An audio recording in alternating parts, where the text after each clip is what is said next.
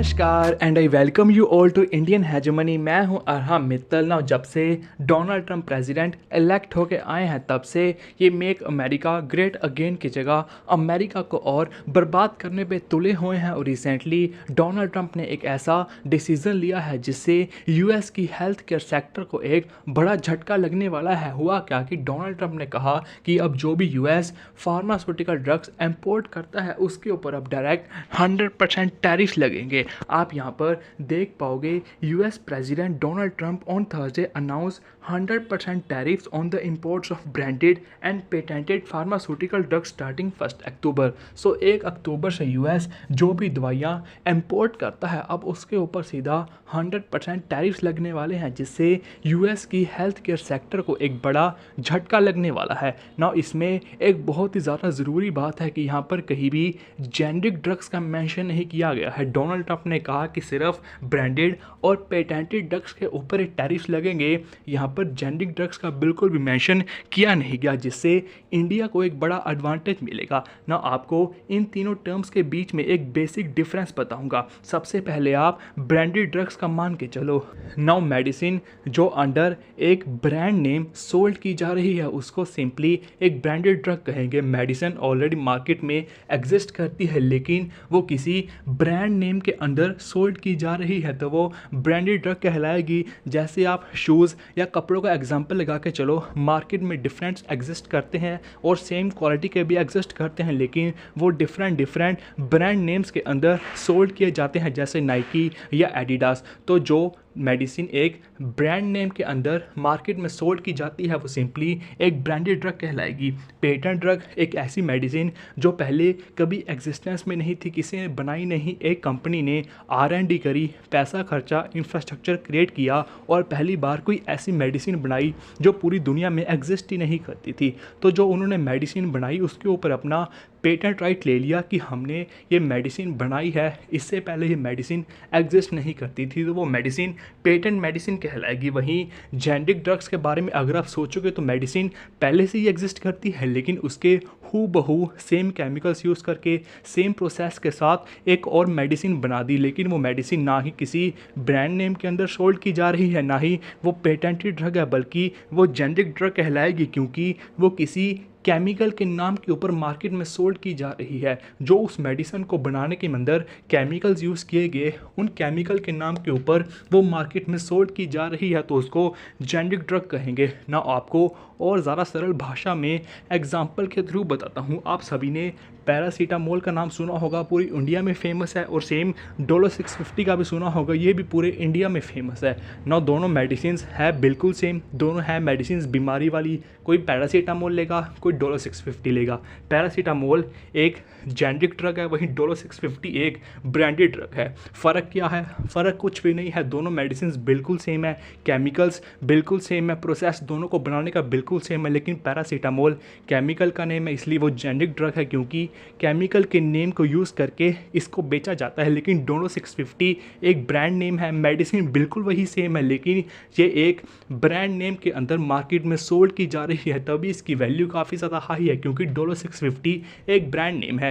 दोनों में कुछ भी फ़र्क नहीं है, बिल्कुल सेम है, लेकिन एक ब्रांड के अंदर सोल्ड की जा रही है और एक केमिकल के नेम के अंदर मार्केट में सोल्ड की जा रही है। नाउ केमिकल के नेम के अंदर मार्केट में सोल्ड की गई तो ऑब्वियसली इसकी कॉस्ट भी काफ़ी ज़्यादा कम होगी। वहीं अगर ब्रांड के नेम के अंदर मार्केट में सोल्ड की जाएगी तो इसकी कॉस्ट भी काफ़ी ज़्यादा हाई होगी। जैसे आप नॉर्मली देखते भी हो, अगर कुछ लेने जाओगे, अगर किसी ब्रांड का लोगे तो आपको महंगा ही मिलने वाला है क्योंकि ब्रांड की भी वैल्यू होती है। तो होपफुली आपको इन तीनों टर्म्स के बीच में बेसिक डिफरेंस का आइडिया लग गया होगा कि डिफरेंस क्या है पैरासीटामोल और डोलो 650 के एग्जांपल से सीधा मान के चलो ना। डोनाल्ड ट्रंप ने एग्जैक्टली कहा गया था अपने सोशल मीडिया हैंडल पर। डोनाल्ड ट्रंप ने कहा था कि starting 1 October 2025 we are imposing 100% tariff of any branded and patented pharmaceutical product. So यहाँ पर ब्रांडेड एंड पेटेंटेड ड्रग्स का तो मेंशन किया गया और जेनरिक ड्रग्स का कहीं भी मेंशन किया नहीं गया, जिससे साफ है कि इसमें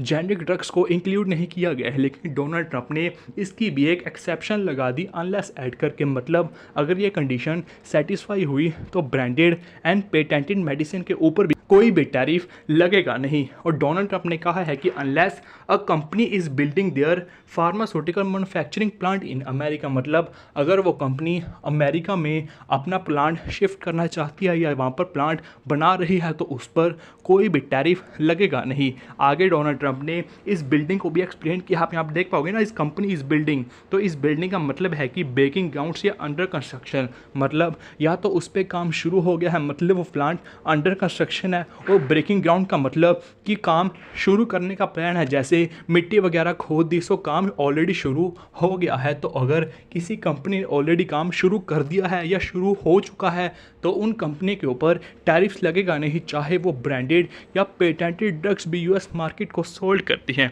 नाउ इससे इंडिया के ऊपर क्या इम्पैक्ट आएगा? नाउ इंडिया का इम्पैक्ट इस पर काफ़ी ज़्यादा कम रहेगा, क्योंकि इंडिया मोस्ट ऑफ द अपने एक्सपोर्ट्स जेनरिक ड्रग्स के रूप में ही करता है। हम अपने ब्रांडेड एंड पेटेंटेड ड्रग्स काफ़ी ज़्यादा कम एक्सपोर्ट्स करते हैं, तो इंडिया जनरली जेनरिक ड्रग्स को ही ज़्यादा एक्सपोर्ट करता है। तो अभी के लिए 1 अक्टूबर से इंडिया के ऊपर तो इम्पैक्ट काफ़ी ज़्यादा कम रहेगा, लेकिन अगर डोनाल्ड ट्रंप ने जेनरिक ड्रग्स को भी फ्यूचर में जाके इंक्लूड कर लिया तो इसका इंडिया के ऊपर एक बहुत ही ज़्यादा बड़ा नेगेटिव इम्पैक्ट पड़ने वाला है ना। आपको थोड़ा नंबर्स के थ्रू समझाता हूँ। इंडिया ने 2024 में $13.1 बिलियन के मेडिसिन यूएस को एक्सपोर्ट किए थे।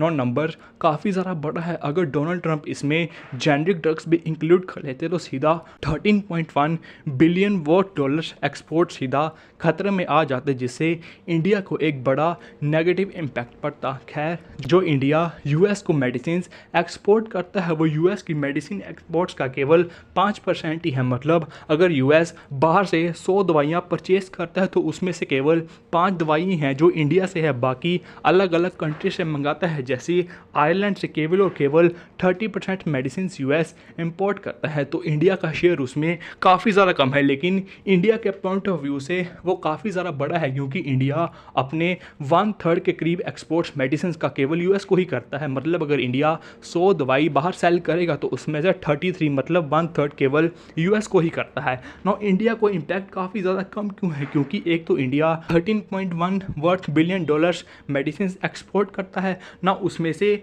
$10.5 बिलियन जो हम मेडिसिन एक्सपोर्ट करते हैं वो सारी जेनरिक मेडिसिन हैं। तो जेनरिक मेडिसिन के ऊपर तो कोई भी टैरिफ्स है नहीं, तो मतलब हमारा 78% एक्सपोर्ट्स जो हम यूएस को करते हैं वो तो सीधा सेफ है, उस पर तो कोई भी टैरिफ लगेगा नहीं, क्योंकि टैरिफ केवल ब्रांडेड एंड पेटेंटेड मेडिसिन के ऊपर ही लगने वाला है। लेकिन जेनरिक ड्रग्स के बारे में कोई भी बात हुई नहीं, तो इंडिया 78% केवल जेनरिक ड्रग्स को ही एक्सपोर्ट करता है। तो हमारा 78% बिजनेस टोटली सेफ है, क्योंकि उस पर कोई भी टैरिफ लगेगा नहीं 1 अक्टूबर से। बाकी फ्यूचर में डोनाल्ड ट्रंप क्या करेंगे वो सिर्फ ट्रंप ही जानते हैं ना। जो बचा 22% है उससे इंडिया के ऊपर ज़रूर इम्पैक्ट आ सकता है, लेकिन उसका भी डोनाल्ड ट्रंप ने एक एक्सेप्शन ऐड किया था कि अगर आप यूएस में कोई प्लांट बना रहे हैं, अंडर कंस्ट्रक्शन है, तो आपको 0% टैरिफ लगेगा, तो आपके ऊपर कोई भी टैरिफ लगेगा नहीं। तो ऑलरेडी हमारी बड़ी कंपनीज वहाँ पर एग्जिस्ट करती हैं, जैसे इंडिया की एक बड़ी कंपनी सन फार्मास्यूटिकल इंडस्ट्रीज लिमिटेड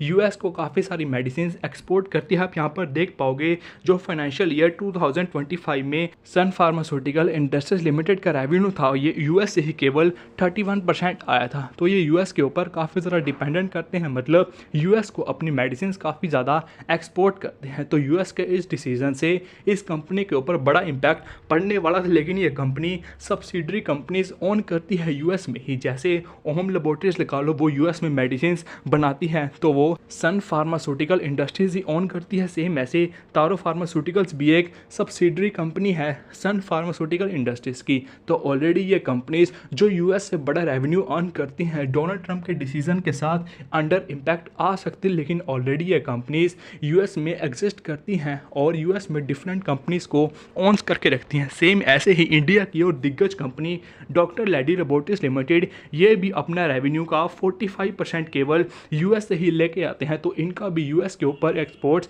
काफ़ी ज़्यादा है और इनकी डिपेंडेंसी यूएस के ऊपर काफ़ी ज़्यादा है ना। इस डिसीज़न के बाद इनके ऊपर भी एक बड़ा इम्पैक्ट आ सकता था, लेकिन ये भी यूएस में कंपनीज़ को ऑन करते हैं और इवन कि इनके सीईओ ने भी कहा है कि हम आगे और भी ज़्यादा एक्सपेंशन यूएस में करने वाले हैं। लेकिन डोनाल्ड ट्रंप ने ये कहीं भी क्लियर नहीं किया कि आपको बड़ा प्लांट लगाना होगा या छोटे प्लांट से भी काम चल जाएगा। तो आगे जब रूल्स आएंगे तभी पता लगेगा, क्योंकि इस रूल के अंदर काफ़ी ज़्यादा इरेगुलरिटीज़ है। अभी हमको पता ही नहीं है कि हमको कितना क्या सेटअप करना है, हम पर टैरिफ्स लगेंगे या नहीं। तो ओवरऑल अभी के लिए हमारी सारी कंपनीज, हमारे टोटल एक्सपोर्ट्स बिल्कुल ही सेफ है, क्योंकि एक तो हम 78% एक्सपोर्ट्स जेनरिक ड्रग्स में करते हैं, उस पर कोई भी टैरिफ है नहीं, और जो बाकी 22% है उनमें से हमारी बड़ी कंपनी से ऑलरेडी कुछ ना कुछ सब्सिडरी कंपनीज वहाँ पर बना रखी हैं, तो उसके थ्रू हमारी बड़ी कंपनीज के ऊपर कोई भी इम्पैक्ट आएगा नहीं है ना। इन सब का कंक्लूजन यही है कि डोनाल्ड ट्रंप के इस डिसीजन से